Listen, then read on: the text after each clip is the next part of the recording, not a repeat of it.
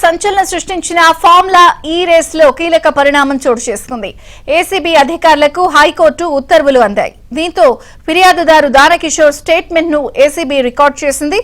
7 గంటల పాటు స్టేట్మెంట్ ను రికార్డ్ చేశారు. ఈ కేసులో త్వరలోనే కేటీఆర్ అరవింద్ కుమార్ కు నోటీసులు ఇవ్వనున్నట్లు తెలుస్తోంది. దానకిషోర్ స్టేట్మెంట్ ఆధారంగా కేటీఆర్ అరవింద్ ను ఏసీబీ అధికారులు విచారించనున్నారు.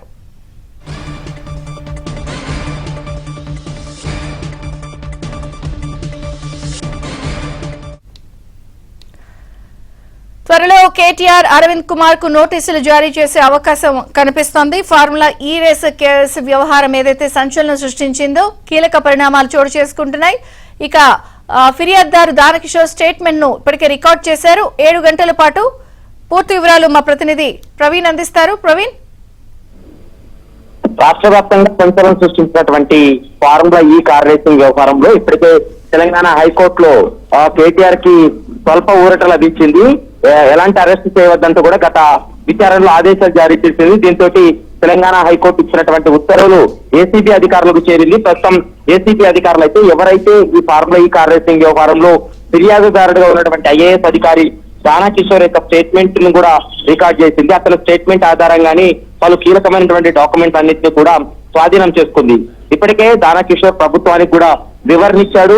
కేటీఆర్ నిడుదలను రిలీజ్ చేయమంటే తాము రిలీజ్ చేస్తామనేటువంటి అంశాన్ని ఏసీబీ అధికారుల ముందు కూడా దానకిషోర్ తన స్టేట్మెంట్ ఇచ్చినటువంటి పరిస్థితి కనపడుతుంది.